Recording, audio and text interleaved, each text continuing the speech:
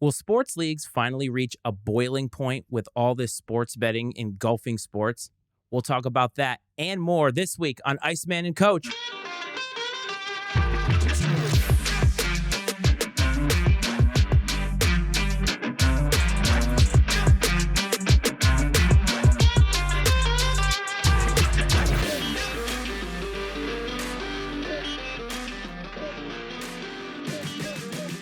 What's up, everyone? Welcome back to another episode of Iceman and Coach. This is Matt Freitz, the Iceman. That is the coach, Brad Powell. Brad, it's great to see that face, buddy. How you doing? Iceman, doing great, my friend. Doing great as always. And I'm excited for this episode because we have a lot of controversy, I think, within our outline this week, which is right up my alley. I like a good controversy or two. And other than that, though, things are going good. We are weathering through the interesting, winter conversion into spring here in the Midwest, where it goes from being 85 degrees one day to 35 degrees the next day and just bounces back and forth.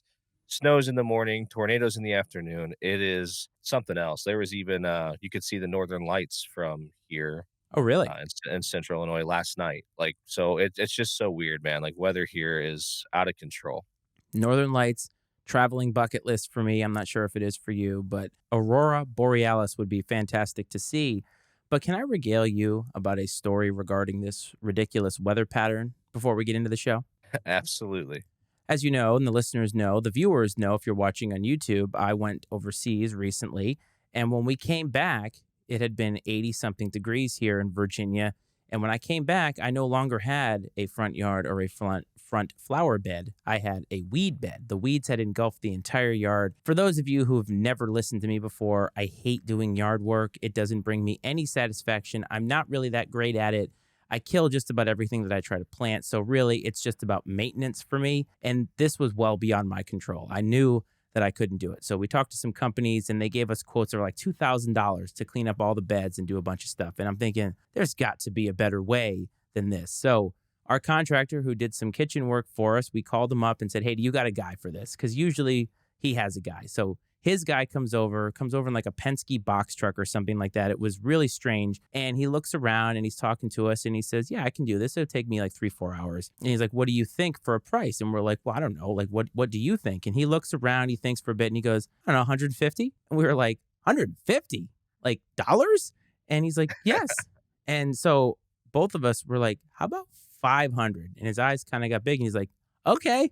So he cleaned up. I think we paid him $600-700, whatever. It saved us what, 1,500 for the work that was done here. But it's just hilarious. And the guy did everything. Every time I pay somebody to do something that I probably should do myself, I feel incredibly emasculated. Yeah, I know what you mean. But at the same time, the older I get, I'm all about if it's within the budget, I'm all about paying for convenience. There are certain things I enjoy doing, certain things that it just makes sense to do yourself. But when I can make it work, man, I'll pay for convenience all day long. And I don't think there's anything wrong with that. You're a busy guy. I'm a busy guy. And you were either going to pay for that in your time and blood, sweat, and tears, or or your money. So you saved your time, put it to better use, and let someone else make a few bucks doing a day's worth of honest work. I don't know what this says about me, but I asked my wife realistically because I'm very much a cost benefit analysis guy. So I always like to know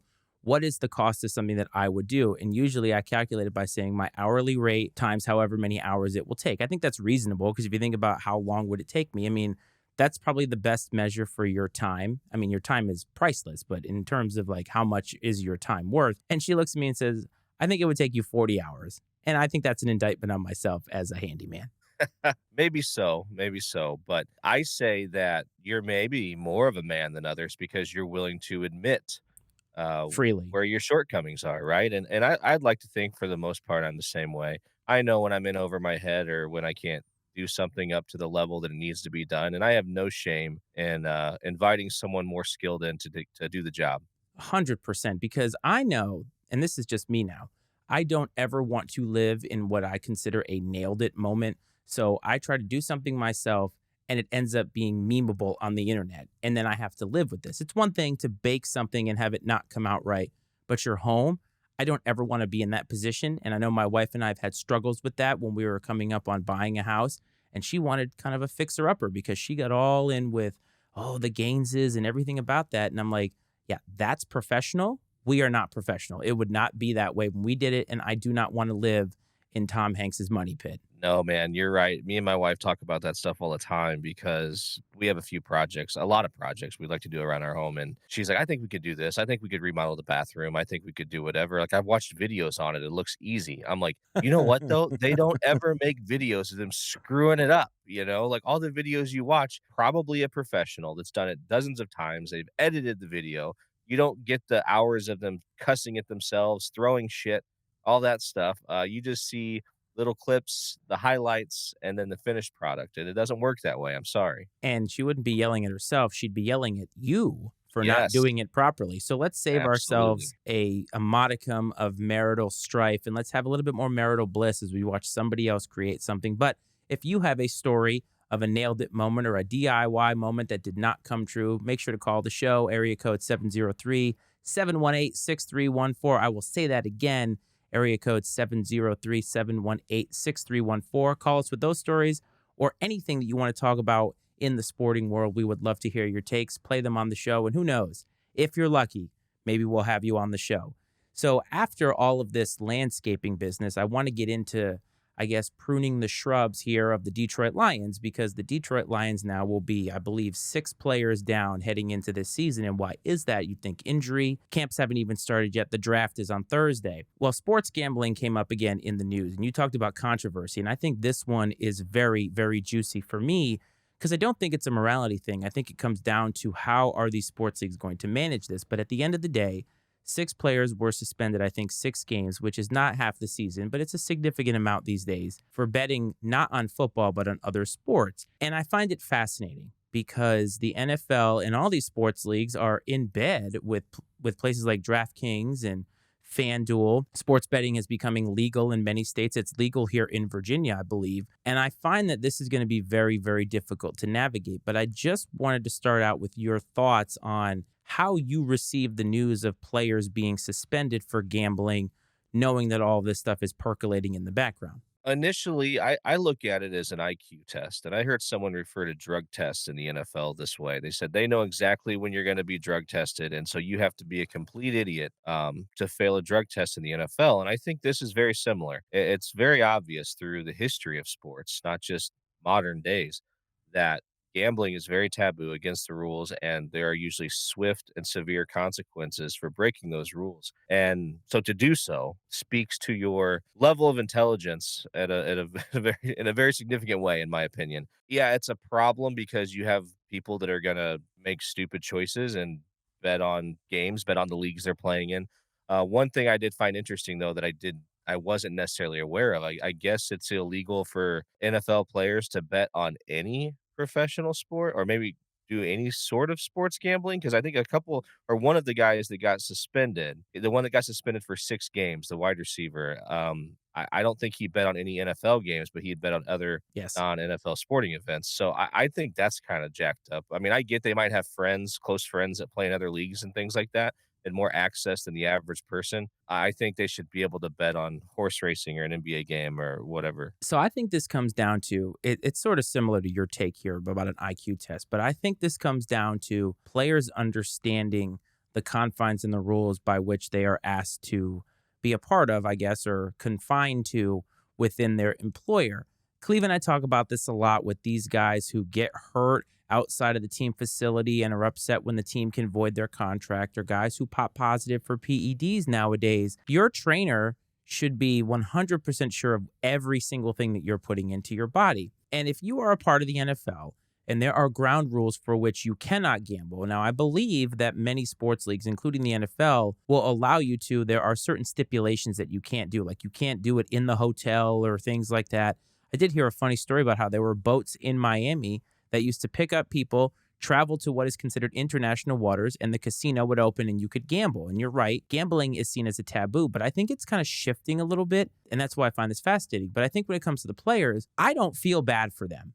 I think it's a little bit jacked up in some ways because the NFL is making a lot of money off of this. And then they're turning around and trying to be stern and make the rules enforceable and all that. But these are regular people. Like, if the NFL feels as if suspending these guys is going to deter them from gambling, it's so not going to happen. They're going to do it. So one thing I don't know either that's kind of been cycling through my head as you're talking about it. Is there any sort of profit sharing that's built into the current CBA when it comes to sports gambling revenue? And I wonder if that's an angle that the league could use to decentivize sports gambling because hey, like listen, like we understand we're making money hand over fist on this and it's only right that we share those profits with the players. And maybe that would be a way that could help curb it some. But I don't think that people are they're not gambling for the money. They're gambling in most cases people are gambling for the entertainment. That's when I place a $5 bet on a game, it's purely for entertainment. I don't need that $4.90 I'm going to win.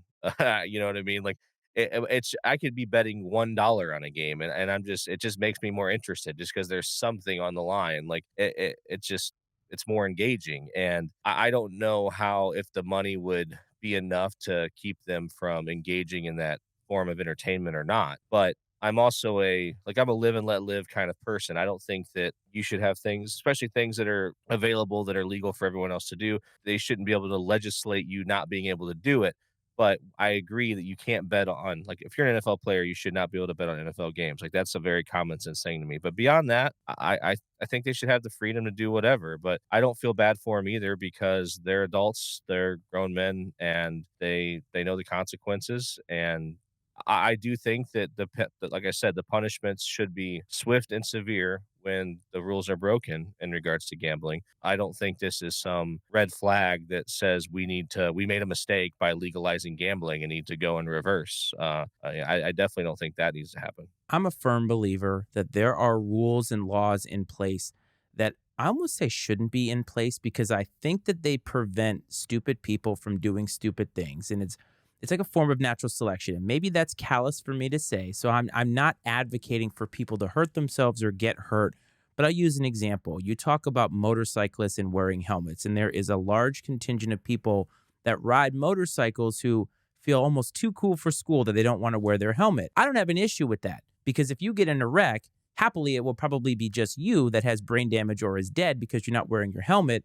Your helmet won't necessarily save your life, but it may be a big contributor in you surviving and or not having brain damage, right? So it seems common sense to me that you'd want to wear that if you're taking such a high risk. And if you don't want to do that, fine. Seatbelt laws. For children, it's one thing, but for adults, if you're an adult, and I'm going to say this looking at the camera, if you're an adult and wearing a seatbelt is too much for you driving a 2-ton vehicle, I'm not really sure what to say for you. It's common sense to me that you should do that. And the fact that there's laws that make it so that people have to do this, it's like you're saving people from themselves. And gambling is just like any other vice. You need to be cautious. You need to be cautious if you are somebody who has an addictive personality or you can't control it or you can't control your funds, what have you. It's not on the NFL to legislate that. But I think the other side of the coin of betting in general for sports figures is there are certain things that can happen even if they're not betting on their own sports. And I'll give you an example. There's an NBA player who once was in a game. It was a game that was well out of reach, but he understood and he knew that there was an over under on how many 3-pointers he was going to make. He also knew that his friend in the crowd needed him to make one more to get that. So he took a needless shot that ended up going in and he ended up getting in his friend some money.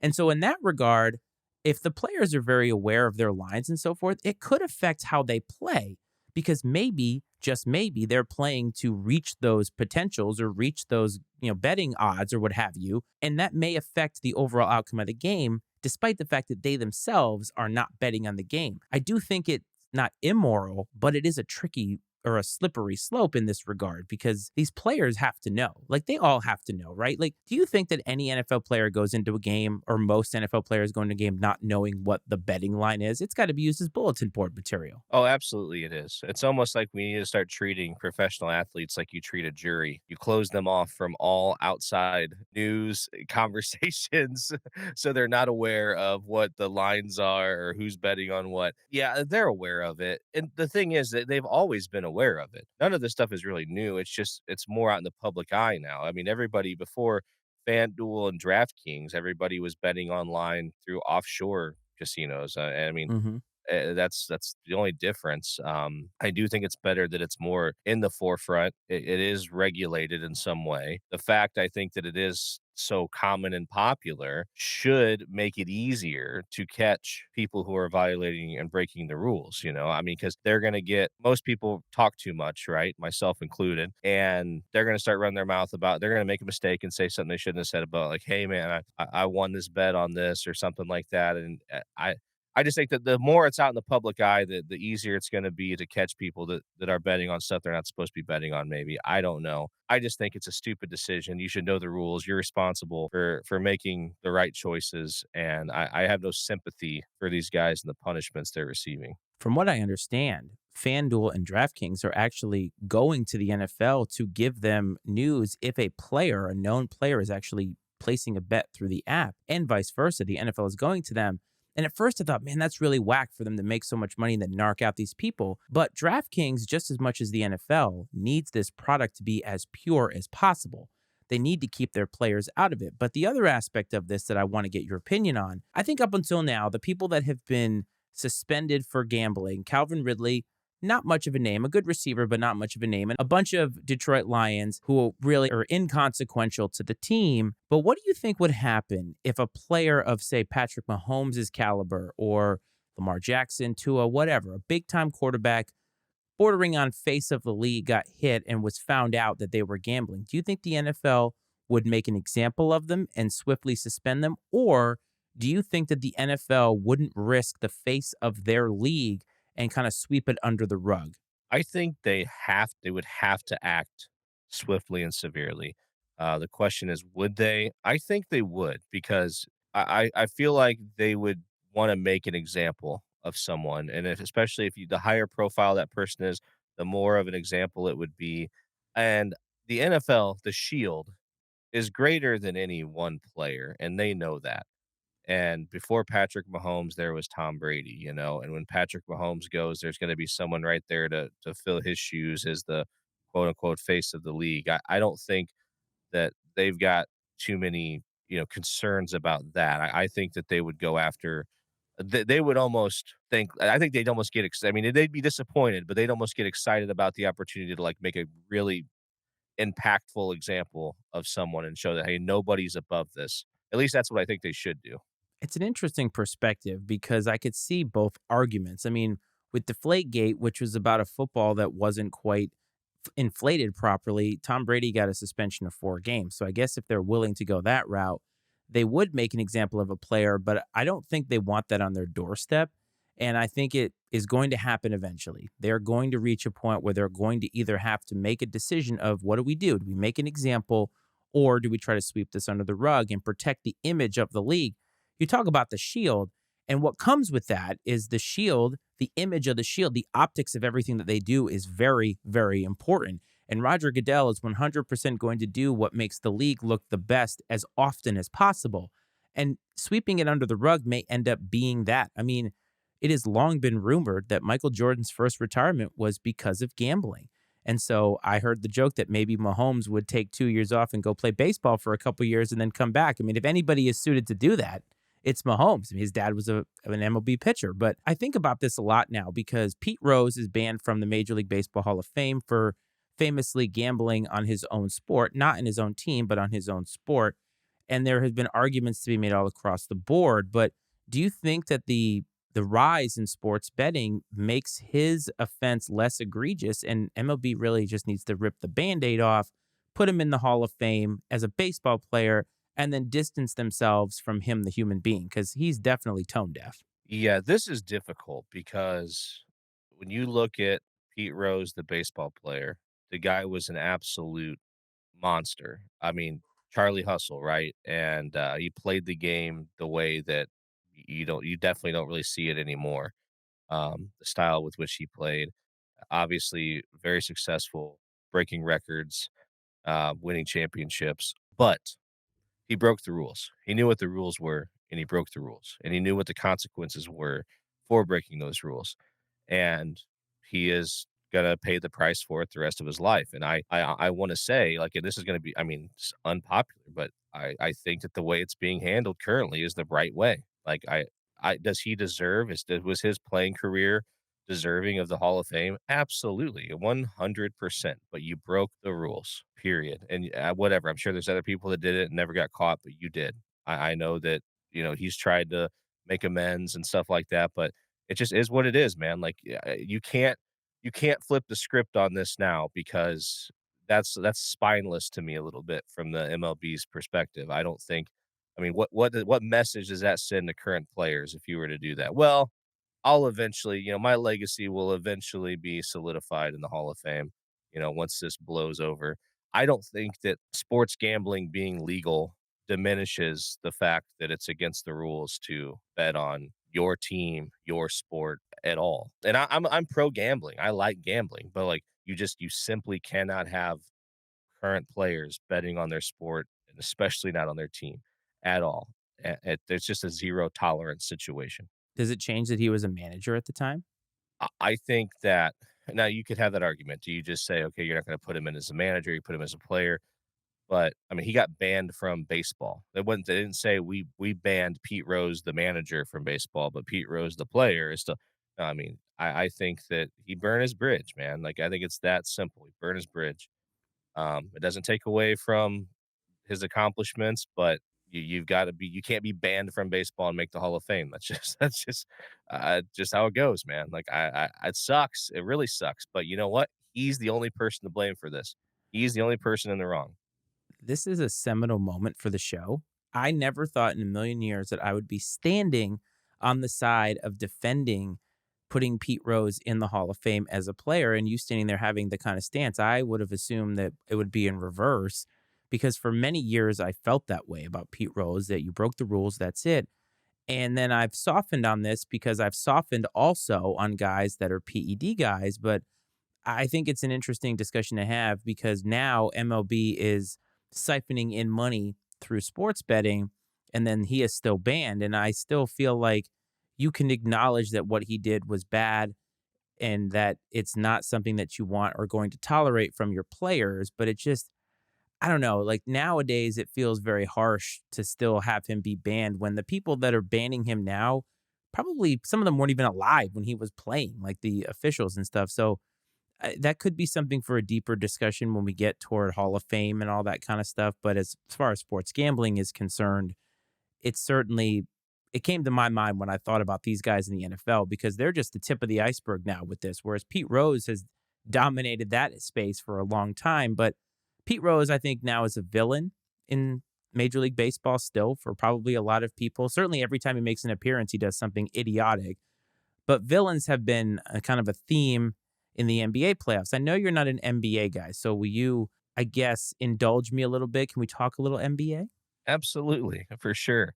Especially when there's a little rough housing going on. It sounds like there was bother in the NBA. As Beans would say, there was a lot of bother in the NBA playoffs. The NBA playoffs this year, I have to say, have been intriguing, mostly in the Western Conference, but there has been sort of bother in a lot of different places.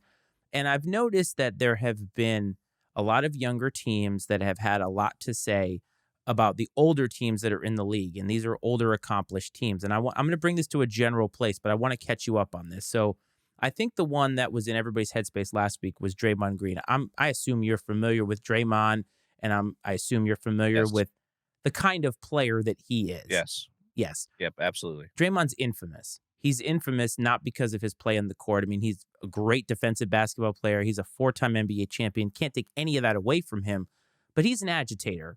He's the kind of guy that you have on your team to get in the head of other teams. And what comes along with that is volatile behavior at times. And there was an incident last week with the Sacramento Kings, who haven't made the playoffs since 2006. I want everybody to keep that in mind. And they have a very young player, Domantas Sabonis, who is the son of Arvydas Sabonis from way back in the day. And there was sort of an incident where Draymond was coming down. Sabonis was on the floor. It looked like Sabonis grabbed his ankle. It also looked like Draymond intentionally stomped on him to try to get out of it. I've watched the video a lot. It seems like they both did something stupid. They both should have been out of the game. Draymond ends up getting suspended. And there was a lot of talk about whether he's run his course, whether that kind of behavior is costing them more victories than he's actually worth. And I wanted to ask you about that. And I think that's the larger discussion is, you as a coach knew you had guys that could be the agitators. You kind of wanted that. You need a guy or a kid who can get a little bit under the skin of your opponent. You want to get in their head. Is there a line to be drawn as far as how much you're willing to take? Like, does Draymond get a pass because they've won 4 NBA titles, or does it not matter to you? Well, I think you hope that that person has some self-control and knows where that line in the sand is between, creating a competitive advantage through getting under the skin of the other team and creating some mental mishaps because they're too concerned about this guy um, taking shots at them. So you'd hope they could establish some sort of a clear line between that, and then when it starts hurting your own team. That being said, I've coached several kids back in the day where they were pretty rogue, man, and, like, in one sense, it's what made them great, and because they usually played the game pretty hard in a certain way, but you had to take the other side of that with it, and sometimes it didn't turn out too well. You might have had a great play, maybe they came up and made some huge tackle for loss, because they're super ultra aggressive, but then they get up and punch the guy in the face, and now it's a 15-yard penalty. Um, so it's difficult for sure to manage that situation. I think that it just depends. I think there's certain coaches that maybe manage those personalities better than others. And I'm not completely aware of how much Draymond's antics have impacted the team as a whole to this point, but you would hope that winning is more important than his ego or whatever you want to call it. And it's a tough deal, man. It's tough. One guy that stuck out in my head when you started talking about agitators, he was a world class agitator, and that was remember Cortland Finnegan that played for the Titans? Yes. Oh my gosh, man. I remember one time when they were playing the Colts and he got it was Andre Johnson, I think, came to the Colts, I believe. And he got Andre Johnson's goat, man. I mean, he literally, like, next thing you know, he's throwing punches and everything else. I mean, he got under that dude's skin, but he got under everybody's skin. But it's what made him great at the same time because people were more concerned about him fucking with them than they were about doing their job. So it's unique. And I mean, I don't really I don't fall like firmly on either side of it, I guess, because I can see the benefit in it, but you also have to try to find a way to manage it because it can't hurt the team. I think with the success, though, you take more of it. But my other point in bringing that up is the NBA suspended him for a game in the playoffs.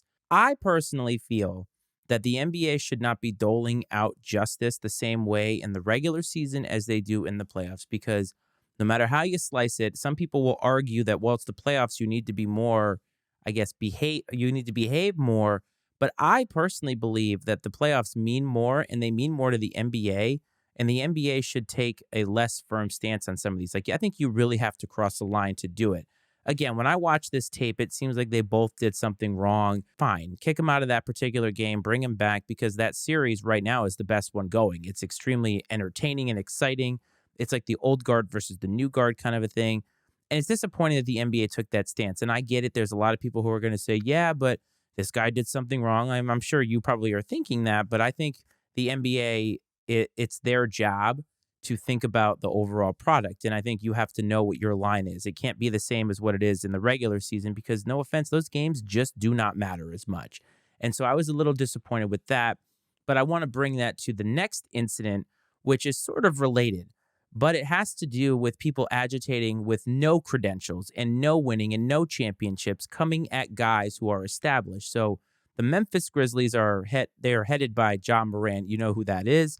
Dylan Yes. Brooks is a player on their team, and I would say that he is very much the Bill Laimbeer of his day. He is the enforcer. He's the guy who tries to get in their heads, but he doesn't really do anything particularly well. He's kind of like Draymond 4.0. If there was like three other people and you sort of diluted Draymond's skill set of defense all the way down to that level. And he was asked about an altercation with LeBron because the Grizzlies are playing the Lakers. And he basically said, I don't care about LeBron because he's old. And yes, by age, LeBron is old. But then in the game, he ends up getting kicked out because he kicked LeBron in the nuts. Like, that's not backing up what you're saying. I personally feel like if you're going to be that mouthy, especially as a team and not just a player, you better be able to back it up. You better have something that's going to back it up. And if you come out and you say, yeah, LeBron's old, show me he's old. Tell me why you're better than he is. LeBron goes off for like 40 points in the game. I don't take you seriously now. That's not the kind of guy that I want in the team. I need more maturity if you're going to get in their head. Produce something for me, win something for me, have some resume that means that you're basically allowed to do that, or you are credentialed to be able to say LeBron is old. In the end, Dylan Brooks is a clown. Yeah, you've got to be able to back it up. If you're going to come and say something like that, especially about one of the greatest players to play the game, you better be able to show up and deliver. And the fact that he is completely underqualified, underskilled to do so makes it absurd on many, many levels. I've never quite understood that. I mean, trash talk takes on many forms, but when you get to that point where you're really going at somebody, you got to show up. If you don't, then you need to give the other guy give credit where credit's due and walk away at that point. You don't kick somebody in the nuts and take a cheap shot. I think that's classless. If the other guy's better, he's better. You give him props, and here we go. You just on to the next one. As Cleve would say, you give him his flowers. But the other telling part of this is after the game, no sight to be seen for Dylan Brooks at the presser. So they're willing to, of course, take a fine for that. I think that's very telling. I feel like that's not backing it up. And there's been guys in the NBA and all over sports who've been agitators and who have been loose cannons. Dennis Rodman is a great, great example. But you knew what you were getting with Rodman. You're going to get hard play every night. He was going to be a rebounding masterclass every single night. And that's what you got out of him. You may have to let him go on a weekend bender in Vegas and hope that he comes back, but he comes back and he's ready to go. And I just feel like nowadays, younger people, I got called a boomer on one of our videos recently because of my golf take last week. But I think it's true. I think that having respect for people who have been where you want to be is really, really important. I think it's great to be confident. It's great to have a chip on your shoulder, want to prove yourself, especially if you're an up and comer in whatever it is that you do. It doesn't have to be an NBA or sports, it can be anything. But I think if you come in with an unearned bravado and then don't back it up, don't expect people to take you seriously going forward. You need to back that up. And in this particular case, you have LeBron sitting there and being called old, and he's still one of the best players in the league. I just don't understand the headspace that these players are in where they're coming after these guys that are still performing at a high level. John Starks did it to Michael Jordan, and Michael Jordan gave it right back to him. And that's the way Michael Jordan was. If you did that to Michael, he was going to take it personally, as he said in The Last Dance. So you knew that's what you're going to get. I just don't understand it. Like these younger teams telling the Warriors, well, you're done now. Your time is done. You've won 4 championships.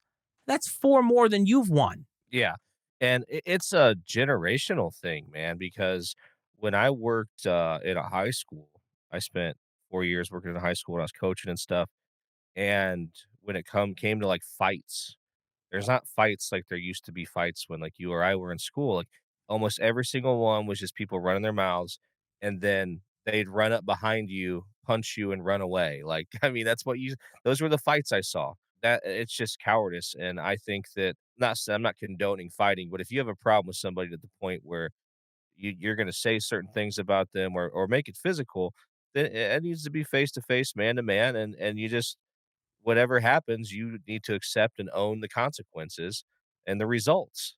And there's just 0 sense of accountability amongst some of the younger generation these days, and I sound old as shit saying something like that, but it's it's true though. There's a huge lack of ability to handle any sort of adversity at all.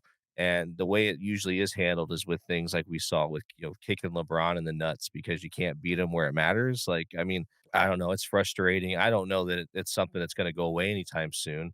It'll probably get a little bit worse, but at the same time, like I've said many times, these guys, and this can even apply back to the sports gambling conversation. These guys are not pillars of character and morality, and we need to stop thinking of them as if they are. Uh, they are flawed human beings, and at the same time, though, man, they are playing a highly competitive game. Their job, their well being depends on the success they have on the field, on the floor, wherever it is. And when you get out there with other people who are fighting for the same thing you're fighting for, emotions are going to run high. Things are probably going to get a little physical once in a while. I mean, very similar to what we talked about last week with Angel Reese and Caitlin Clark. I mean, some of it, I have tolerance for some of it, but like the kick in the nuts is that's kind of low. This is the oldest the show has ever been, so congrats to us for aging Yeah. precipitously in the last Yes. 10 minutes. But the other thing I try to do as I get older, because I recognize this with my parents, and you see older people, they have a hard time changing their perspective. These narratives that have existed in their head for however long they've existed, they sort of stick there. And it's hard to get them to pivot a little bit to something more progressive. And I think people hear progressive and they think it's woke or whatever buzzword you want to use for it, but it really is about thinking about the younger generation and trying to be more adaptive to things that are happening. And there are just some parts of it that become very difficult to adapt to. And this lack of accountability, it's not just the younger generation. I think you see it more prevalently there because it is such a stark difference to how we grew up, but you see it everywhere. All you got to do is drive on literally any road in this country, and you will see the lack of accountability, the privilege that people walk around with, and that unearned bravado. Like, I own this road for literally no reason. And I just think it's funny to watch it happen in sports where you have these young guys. Caitlin Clark and Angel Reese, they backed up their words. One's a champion, the other one could have been a champion, was the best player in college basically all year long. They backed it up. Guys that trash talk a lot, I find that they generally don't back it up. Like, not many of the greatest players are the best trash talkers. Larry Bird's probably the only guy that I can think of who is elite in both. And nowadays, I just find that these players, like the Memphis Grizzlies, are a great team. They're exciting to watch, but they also have done nothing. You've won nothing. As Cleveland, I always say, do it in the regular season. And once you do it there, do it in the playoffs. Do like earn something, win something. The currency of the championship means something. You can have it, and some of these players just do not have it. Draymond Green, for everything that he is bad for the Warriors, he embraces this. He embraces who he is. And guess what? They have 4 championships out of it. So I am never going to complain about that because that's the goal. No matter how you get there, that's the goal. Yeah, when it comes to trash talking to I can tell you this much. Anytime I've ever been in any sort of a game, I've never trash talked in a meaningful game ever because it's so I don't know what the right phrasing would be, but like it could go south for you real fast, right? And there's just no point in it. There's nothing to gain from it in most cases, unless you are, like you said, you are a world class elite trash talker and you've got the chops to back it up. I had a coach that always used to say, walk silent, but carry a big stick, and I think that I kind of would rather just keep my mouth shut and beat you where it counts, right? On the scoreboard and let your play and your performance do the talking in most cases. Am I above a little trash talking? No, of course not. I'm petty as fuck, so I'll always make time for a little trash talking. But you're right, though. You better be able to back it up, and a lot of these guys just simply cannot. In the span of 2 minutes, we got even older because I now just found out that your coach was Teddy Roosevelt. So that's fantastic to know. So we're dying here. It's by the end of the show, we will have aged out of this. We will be retiring. So don't listen to anything after this moment. Before we get to the last, I would say prime topic of the week, I do want to talk a little baseball because I know you're a Max Scherzer guy. At least I think you like him because of his gamesmanship. Normally, he's on the positive side of that particular element. Usually, he's trying to game the system, work the pitch clock. I mean, obviously, he has elite stuff. He's a great pitcher. He's a champion as well. So he has a lot of pedigree coming in. But he found himself kicked out of a game this week or last week because of sticky stuff. Now, let's go back to last season. Sticky stuff was a big issue. I don't know if you remember this back in June or July. It was about the time I actually started this show before it was Iceman and Coach. And I talked about it. I talked about how the sticky stuff was going to be a little bit of an adjustment, but then players were going to adjust the way that they always do, but that it had gotten to this ridiculous place that MLB hadn't enforced it. And so now they're enforcing it, and players get checked all the time. It's really part of the gamesmanship of each individual game. A lot of times the manager will just do it to mess with the pitcher to get him off his game. Max Scherzer actually got kicked out, and I don't think anybody's really sure that he did anything wrong. He has been very adamant about it. He's not a guy who's skirted the rules, broken the rules in any way.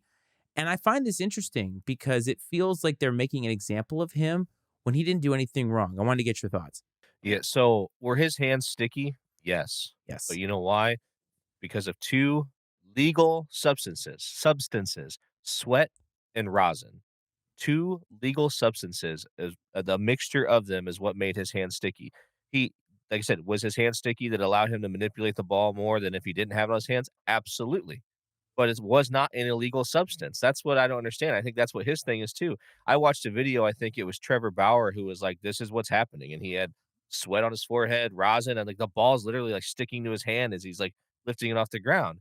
But they are he got his hand made his hand sticky with legal substances. I don't understand how you now I don't know how the letter of the law reads. Maybe it says, like, if you have any you know, any sticky substance on your body, it's a violation of the rules. I don't know, but I I'm not sure how you could sit there and get mad at a guy for using things, one of which you are providing on the field and rosin, and two is a bodily fluid. I I'm not sure how you can go at a guy. I haven't read any thorough explanation. I don't know if there's one out there or if there will be one. Probably not. I think that the public's entitled to one. I think that Max Scherzer's entitled to one. I 100% agree. Now, the whole reason they brought this rule change into effect was because players were going out of their way to use external foreign substances. Like they were going out and buying things called spider tack, things like that. These are not naturally provided to you in the game. It's like using Vaseline. That was the old thing from Major League, the old Vaseline ball. You're Yeah. not allowed to do that. However, to your point, Major League Baseball in every single game provides you with a rosin bag. And the whole point of the rosin bag is for you to get better grip. Pitchers started using foreign substances to get better grip so they could get better movement on their pitches because in today's world, hitters are way better than they ever used to be. And both hitters and pitchers are always going to find a way to win in the margins. That's what they're going to do. Competitive advantage within bending the rules of the legal rules that they have. And Max Scherzer is a guy who sweats a lot. I've watched him pitch quite a bit. He's a heavy sweater. And if you're using that rosin bag a lot, David Cohn on the Sunday Night Baseball broadcast the other night showed it. He showed how sticky it is. He was holding his hand like this. The ball was stuck to him. He was not holding it any other way. Just sweat and rosin. He also talked about how when you wash your hands before a game, you usually will wash with alcohol. And when you first pick up that ball, that's what happens. And so these are substances that are legal and provided by the league. It's the lack of explanation that I'm not understanding because 10 days, it's not a big deal for a pitcher. You're missing maybe one start, probably not going to break the bank for the Mets, but that's your star guy. And if he didn't do anything wrong and he has to lose a start because of it, if I'm the Mets, I want an explanation. No, absolutely. And I think I saw something that said in the last 2 years or something, since they put in these checks, that six pitchers have been ejected for sticky stuff, and they've all been ejected by the same umpire. Yes. Yes. Which is incredible. Now, I saw someone be like, "Well, he's because he's the only one enforcing the rules properly or whatever," and it's like, no, obviously that dude's got an axe to grind in some way, shape, or form, and I really do. That's something we can talk about one day is just officials and how they interject themselves, and baseball is about the worst at it as far as they wanna be the star of the show in some cases. A good you should if an official's good, you shouldn't even know they're there, is really the way it should work, but the same umpire has thrown out every pitcher in the last couple of years that's been ejected for sticky stuff. And it's not Angel Hernandez somehow. I'm not sure how that's possible. Hopefully, that dude's realized that he just needs to lay low.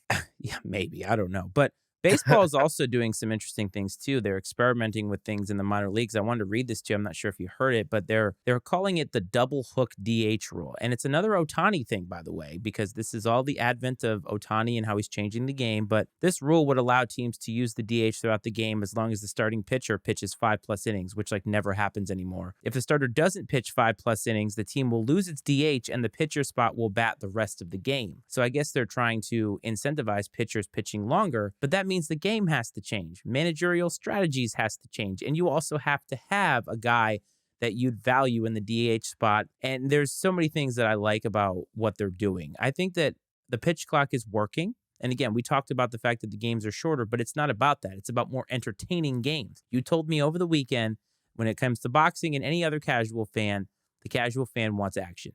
And that's what the casual fan wants in baseball. And I think we're getting that. So it seems as if it's opened up baseball to trying new things to make the game more exciting. and make it a little bit more gamesmanship and competitive. The managers actually go back to managing and rather than letting the analytics drive the sport. Yeah, I saw something too that mentioned they talked about introducing a designated runner Yes. that you could place in any time for anyone. I mean, they could literally someone gets a base hit, you could put him on first base, the next batter hits a ball in the gap, they score, they could go right back out and take the place of the guy that just hit a double or triple.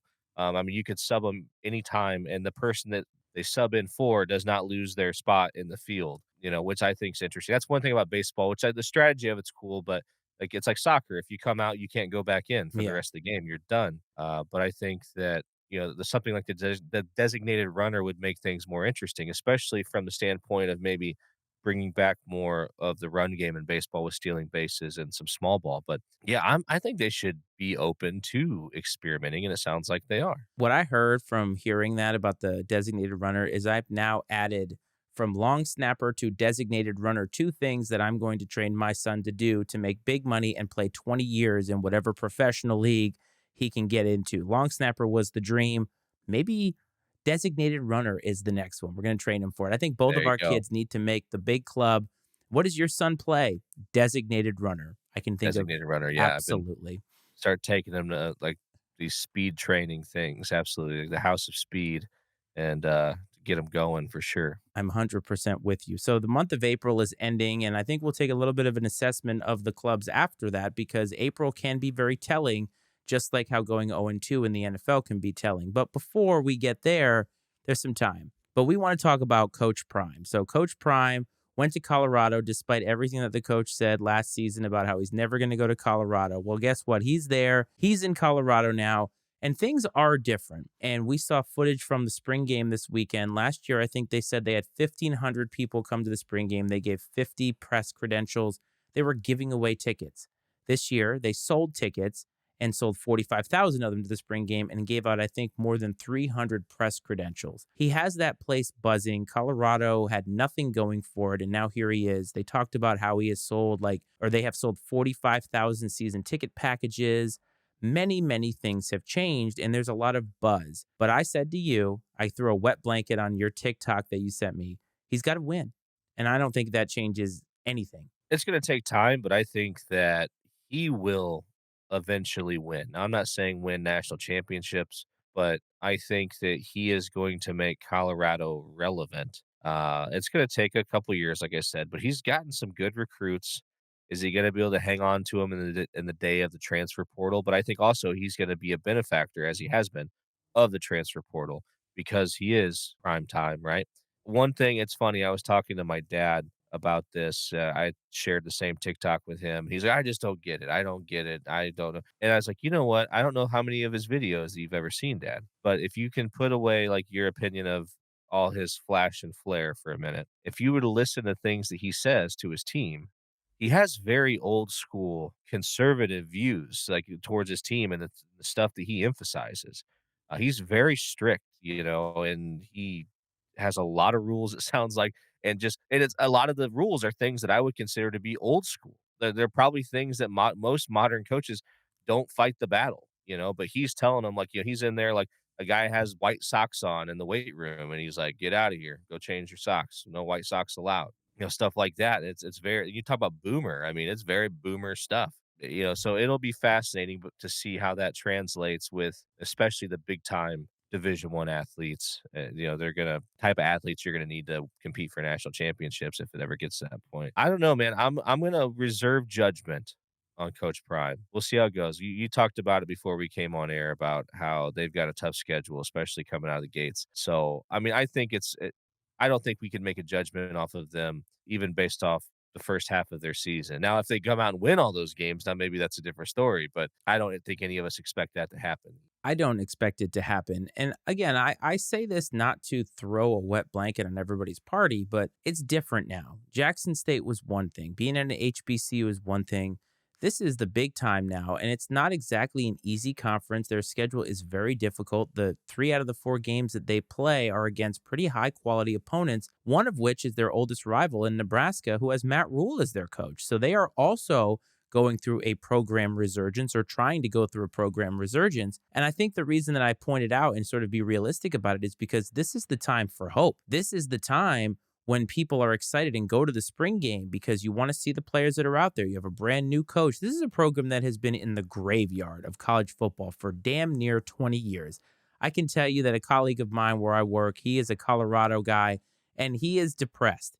He's hopeful now. Now, will that translate to wins? And will Coach Prime even be there more than 3 years? Nobody knows that. If he's really successful there, and I mean make 3 bowl games in a row, he's gone. He's going to take a bigger and better job. And why not? That means he's talented at what he does and he should get compensated for what he does. But it sounds like he has full autonomy of this program. And honestly, I think that that's what they needed. And you're right, he is more old school. I also understand that he has a lot of control over the NIL money that gets doled out. That receiver that really dominated the spring game, he's already in the transfer portal.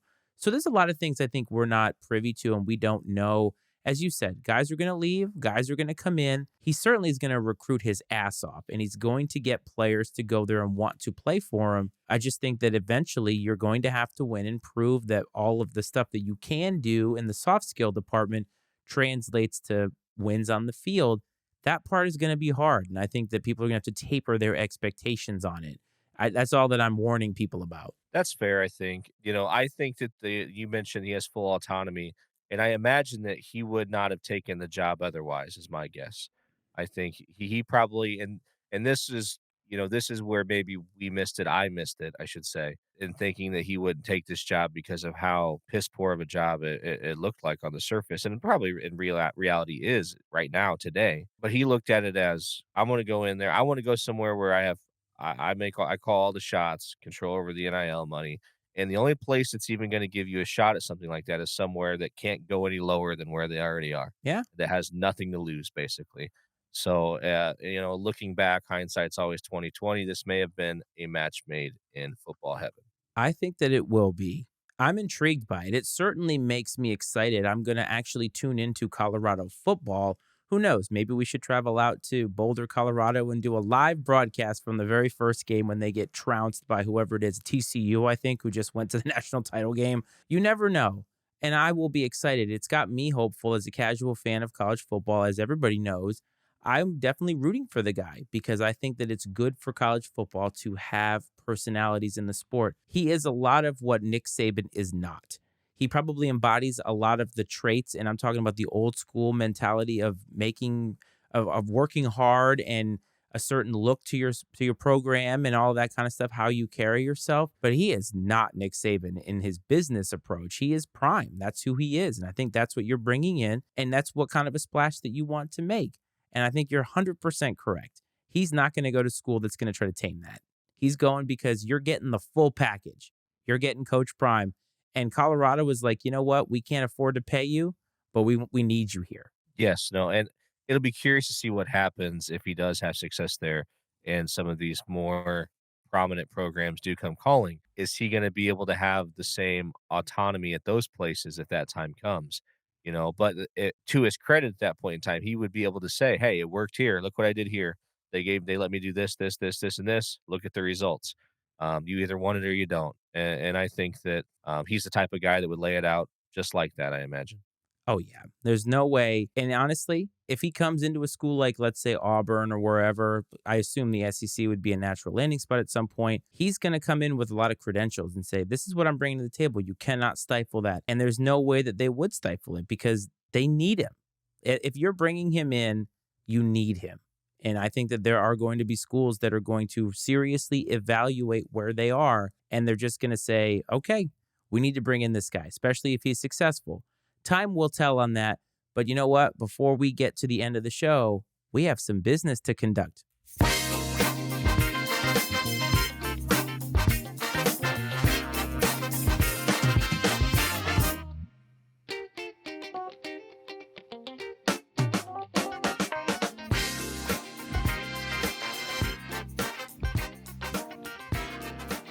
OTW of the week, as always, starts off with Iceman stat of the week. So, Coach, we talked about the NBA a little bit earlier. So, my stat of the week is NBA related. Are you ready? Is it Draymond Green related? How many rounds he could go in the ring with a real boxer? It is not Draymond Green related. However, it is Toronto Raptors related. I assume you have heard of the Toronto Raptors franchise. I certainly have. Yes, they were an expansion team not that long ago. Actually, I guess it was 30 years ago, but they won an NBA title not that long ago, knocking off the Golden State Warriors and what everybody thought was Kawhi Leonard's assassination of the Warriors dynasty, only for them to come back and win a title next year. Well, they are the only team in the NBA to have had two coaches of the year over the last 6 years, and both of those coaches were fired. Of course. Of course, like, they could only do in Canada, right? Uh, Yes, Screw up a good thing. they fired a guy after he won Coach of the Year, who was announced he won Coach of the Year, fired him. Nick Nurse came in, won a title with Kawhi Leonard, and then recently just got fired after winning Coach of the Year that year. So it's amazing. It's always amazing to me how that works out. And you kind of wonder to yourself, like, what else are they looking for? There had to have been something else that happened. The Marlins, your guy Joe Girardi, famously fired him. He won Coach of the Year, Manager of the Year. And you know why they fired him? Because he told the owner of the team to shut the hell up during a game. I mean, that's probably a fireable offense, I guess, but, he probably could think then they probably did him a favor, by firing him from that putrid franchise, but I think that, you're talking about head coaches in the NBA. In my opinion, I feel like it's the most overrated head coach in all of sports. Not overrated, what am I saying? Meaningless, basically. I'm not saying that there aren't great ones. Phil Jackson, Greg Popovich, some of those guys, even Steve Kerr, you could throw in that category. Pat Riley. I don't think. I mean, look at Eric Spoelstra, what he did with LeBron and Dwayne Wade and those guys. I mean, I don't think Eric Spoelstra is on anyone's list of great NBA coaches. Probably, maybe, I'm not sure, but I feel like the star power is more relevant than the coach. The players are more important to the success than whoever the coach is. I think you can overcome a mediocre coach, but you can't overcome lesser talent, in most cases in the NBA, where I think other coaches are more impactful in some of the other sports.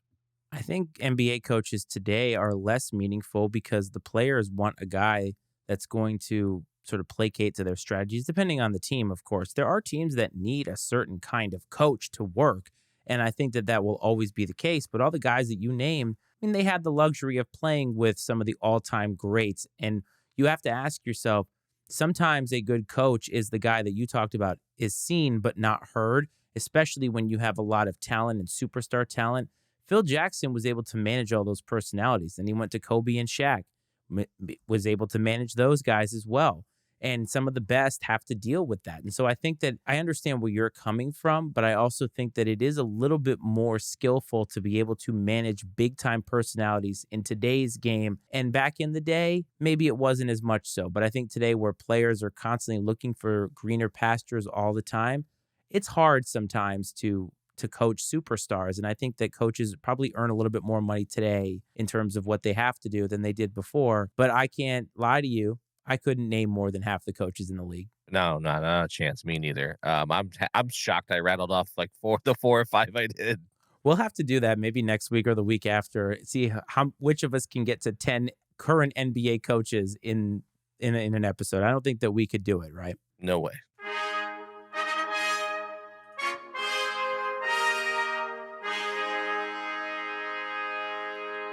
As always, that sound means it is time for Coach's Pick of the Week. Last week, Coach did something unprecedented. He picked an entire series winner. And that means in the span of a week, they have only played 3 games. So, for the first time in Iceman and Coach history, we have a wait to see on that. And that is why, if you're watching on YouTube, there are asterisks on there. And we will wait to see and give you those results whenever they come in. So, Coach, that leaves you currently still at 2-2-0. That means that you have the ability to be over 500, depending on what your pick is. So please bless us with your picketh of the week. Hear ye, wonderful, loyal listeners of Iceman and Coach, and mediocre, degenerate gamblers alike. I welcome you to the pick of the week. And this week, we go to Toronto, Canada once again, and not the Raptors this time. But we're going again to the ice, and we have a series that's going to be wrapped up about the same time as the series we picked last week. And again, I think you're going to see disappointment in Toronto. Oh, I feel no. like the Toronto Maple Leafs appear to be a cursed franchise when it comes to the Stanley Cup playoffs. They come in with high hopes every year. get knocked off prematurely, consistently. And it's really sad to see this out of a proud original six franchise in the NHL. And they're currently playing the Tampa Bay Lightning, and they are up 2-1 in that series. And I'll be honest, right now, there's a game happening as we speak, and the Lightning are up 4-1. Right now, the Lightning are up 4-1. And I'm picking it right now that the Tampa Bay Lightning are going to seal the deal and win this series and send some of hockey's most loyal and passionate fans home for the summer with more disappointment. So give me the Lightning over the Leafs. The Tampa Bay Lightning over the poor, hapless Toronto Maple Leafs, whose fans have been waiting a very long time. I think it's the longest drought in NHL or current NHL history of Stanley Cup winning, I guess. And you're right, they are an original six team. A lot of people who follow hockey would tell you that they're the most delusional fan base in the NHL. However, Lightning over the Maple Leafs, coach, so let it be written, so let it be done.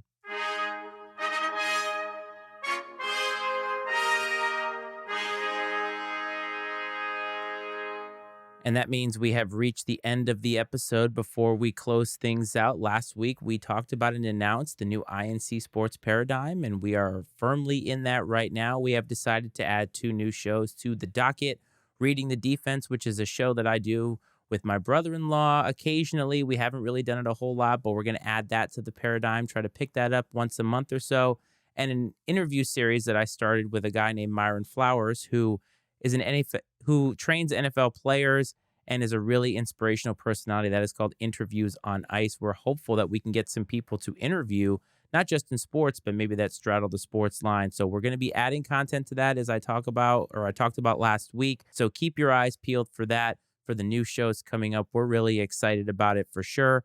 And another thing is on Thursday, the first round of the NFL draft, I will be on Political Football's live stream starting at 7:45. You'll probably see me for a couple of hours. Those of you who listened to me in the past, they used to be on that show. I'm really good friends with those guys. So they needed somebody to come in, do some draft analysis and have some fun. So I'm their guy, and we are bringing the band back together one night only for our first of what is probably going to be 75 farewell tours. And that is the administrative stuff for the week. Coach, we're at the end, man. You got any parting words for the loyal Ice Time Nation listeners? Just excited about all the new things we have coming down the pipe with Iceman and Coach Sports. And I've said it before, but the way I see it is like this is your sports page right here, right? I mean, we're the front page right here on this Iceman and Coach platform, and you turn the page and get into some of these other specialized shows and get really into the nuts and bolts of some of these niche sports and hear from people that are truly knowledgeable and passionate about different things. And I think it's going to be a great thing. I'm looking forward to it. Other than that, looking forward to a nice, enjoyable week. Hopefully the weather turns around. It's been a little chilly here, as I said at the beginning. Hopefully the weather turns around a little bit so I can complain about how it's too hot. Nope. Other than that, everything's great. Another great episode in the books. And as always, it's been a pleasure. And as if the show couldn't get any older, you now likened us to a front page of a newspaper, a dying medium. So this show is dying on the vine every single second that goes by. That's just how we roll here on the front page of decrepit newspaper Iceman and Coach. Yes. Yes, some of the administrative stuff before we get you out of here. Please support the Pub Time Podcast. As always, Brad and Ryan have some really exciting things going on, what you were telling me offline. So definitely tune in wherever you find your podcast there. If you are listening on Apple and Spotify, hit follow, give us some ratings. I don't care if it's 1 star, just hit the damn stars. It's all I ask. If you are watching on YouTube, don't forget to hit like and subscribe, all that good stuff. If you are watching on YouTube or you are listening in the podcasting space, do not forget to call the show. Give us your takes. Let us know how you feel about the show. 703-718-6314. Twitter and Instagram at Iceman and Coach if you want to find us there. And as always, support the Matty Ice Media Network by hitting up mattyicemedia.com. We're working on a little bit of a refresh for the page with all the INC sports and other ventures that we have going on. We're working on quite a bit in the background, and Coach is part of some of those endeavors. And hopefully in the next month or two, we will have some very exciting things to announce for you. I appreciate everybody listening. I hope this finds you well. I hope this finds you safe. And as always, everybody, this is Iceman and Coach.